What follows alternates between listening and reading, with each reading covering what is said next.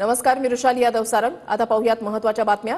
छगन भुजबळ अजित पवार गटामध्ये नाराज असल्याची चर्चा आहे अशी माहिती सूत्रांकडून मिळतेय। सुनेत्रा पवारांना राज्यसभेची उमेदवारी देण्यासंदर्भात काल देवगिरीवर बैठकीमध्ये निर्णय घेण्यात आल्याची सूत्रांची माहिती आहे। दरम्यान या निर्णय प्रक्रियेला छगन भुजबळांनी विरोध केल्याची माहिती सुद्धा सूत्रांकडून मिळतेय।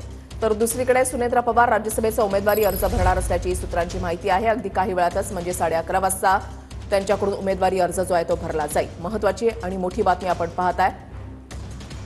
प्रफुल्ल पटेल यांची राज्यसभेची जागा रिक्त झाल्यानंतर आता या ठिकाणी अजित पवार गटाकडून उमेदवार कोण असणार अशी चर्चा गेल्या काही दिवसांपासून सुरू होती आणि अनेक नावं चर्चेमध्ये होती। पहिलं नाव म्हणजे सुनेत्रा पवार, त्याच्यानंतर छगन भुजबळ यांचं नाव चर्चेमध्ये होते। पार्थ पवार यांचं नाव सुद्धा चर्चेमध्ये होतं।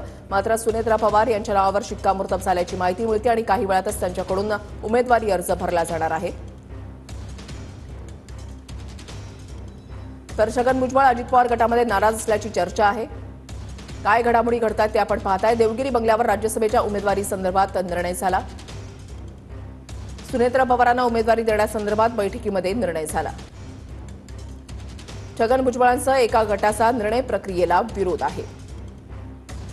अजितदादा, तटकरे, पटेल खासगी पद्धतीने पक्ष चालवत असल्याची नेत्यांमध्ये चर्चा।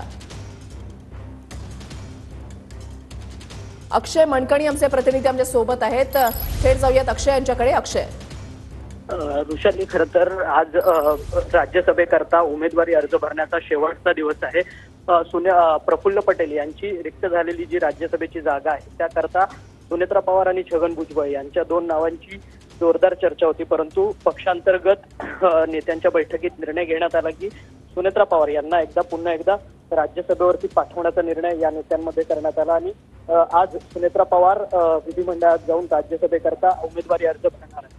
परंतु पक्षाच्या या सगळ्या निर्णय क्षमतेवरती पक्षातील काही नेते जे आहेत ते नाराज असल्याची चर्चा सुद्धा आहे आणि त्या संदर्भातली बैठकीमध्ये काल देवगिरी बंगल्यावरती उपमुख्यमंत्र्यांच्या बैठक झाली। त्या बैठकीमध्ये काही नेत्यांनी आपली नाराजी देखील बोलून दाखवली।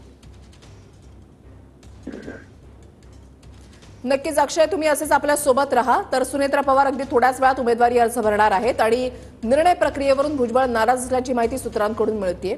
राज्यसभेसाठी आता उमेदवार कोण असणार या संदर्भात गेल्या काही दिवसांपासून सातत्याने चर्चा सुरू होती आणि अनेक नावं चर्चेमध्ये होती।